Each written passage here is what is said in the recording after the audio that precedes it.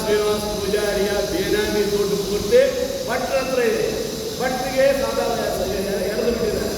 ಹಾಗಾಗಿ ಕೋಟ ಶ್ರೀನಿವಾಸ ಪೂಜಾರಿಯ ನಿಜ ಗುಣ ಏನಂತ ಗೊತ್ತಾಗಿದೆ. ಅವರು ಕೋಟ ಶ್ರೀನಿವಾಸ ಪೂಜಾರಿ ಕೋಟನೇ ಅವರು ಬೇರೆ ಆಗಲಿಕ್ಕೆ ಸಾಧ್ಯ ಇಲ್ಲ. ಈ ಥರ ಒಗಸೆ ಬಿಡುವಂಥದ್ದಾಗಿದೆ ಒಂದು ಕಡೆ. ಅದ್ರ ಜೊತೆಗೆ ನಮ್ಮ ಬಹಳಷ್ಟು ಜನ ನಮ್ಮ ಬಿಜೆಪಿ ಹೇಳೋದು ಭ್ರಷ್ಟಾಚಾರಿಗಳಿದ್ರೆ ಅಂಥವ್ರು ಬಿಜೆಪಿ ಸೇರಿಬಿಟ್ರೆ ಅವರು ಪವಿತ್ರ ಆಗಿಬಿಡ್ತಾರೆ.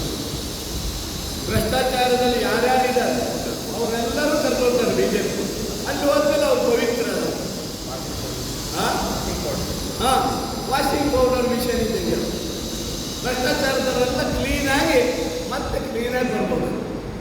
ಏನು ಇಂಥ ಒಂದು ಪರಿಸ್ಥಿತಿ ದೇಶದಲ್ಲಿದೆ. ಮೋದಿಜಿಯವ್ರ ಬಗ್ಗೆ ನಾನು ಹೇಳ್ತೇನೆ. ಸುಮಲತಾ ಬಿಜೆಪಿ ಸರ್ಕಾರ ಅದು ಸಹಜ. ಸುಮಲತಾ ಅವರು ಶರಣರಾಗಿದ್ದಾರೆ. ಯಾವ ಸ್ವಾಭಿಮಾನ ಅಂತ ಹೋಗಿದ್ರೆ ಅಮ್ಮ, ಆ ಸ್ವಾಭಿಮಾನಕ್ಕೆ ಬೇರೆ ಇದ್ದಾಗ ಆ ಜನರನ್ನು ತೆಗೆದಾಕ್ಬಿಟ್ರೆ ಅಮ್ಮ. ಇವತ್ತು ಯಾವ ಇದ್ರ ಮೇಲೆ ಹೋದ್ರೆ ಗೊತ್ತಿಲ್ಲ, ಒಟ್ಟಲ್ಲಿ ಅವರು ಶರಣರಾಗಿ ಹೋಗಿರೋದು ನಿಜವಾಗ್ಲೂ ಬಹಳ ಬೇಜಾರು. ಆ ಒಂದು ಹೋರಾಟ ಮಾಡಬೇಕಾದ್ರೆ ಸ್ವಾಭಿಮಾನ ನಮ್ಮದು ಅಂತ ಹೇಳ್ಕೊಂಡು ಅವತ್ತು ಏನು ಮಾಜಿ ಮುಖ್ಯಮಂತ್ರಿ ವಿರುದ್ಧ ಒಂದು ಹೋರಾಟ ಮಾಡಿ ಗೆದ್ದು ಬಂದರು. ಇವತ್ತು ಅವರ ಸ್ವಾಭಿಮಾನದಿಂದ ಹಾಳಾಗಿ ಹೋದ್ರು. ಸುಮಲತಾ ಅವರು ನಿಮ್ಮ ಜೀವಮಾನದ ರಾಜಕಾರಣ ಬರಲಿಕ್ಕಾಗುತ್ತೆ. ನೀವು ಹೇಳಿದ್ರು ಭ್ರಷ್ಟಾಚಾರಿಗಳನ್ನು ಬಿಜೆಪಿ ಸೇರ್ಕೋತಾರೆ ಅಂತ.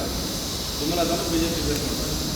ಅದೇ ಹೇಳಿದಲ್ಲಿ ಭ್ರಷ್ಟಾಚಾರ ಮಾಡಿದ್ರೆ ಯಾರೇ ಹೋದ್ರು ಅವರು ಬಿಜೆಪಿ ಹೋಗ್ತಾ ಇದ್ರೆ ಪವಿತ್ರ ಆಗಿಬಿಡ್ತಾರೆ.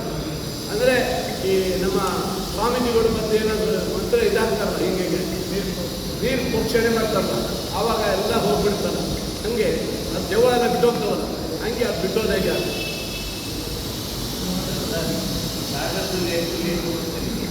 ಸಾಗರದಲ್ಲಿ ಚೆನ್ನಾಗಿ ನಾವು ಹೇಳ್ಕೊಡ್ತೀವಿ.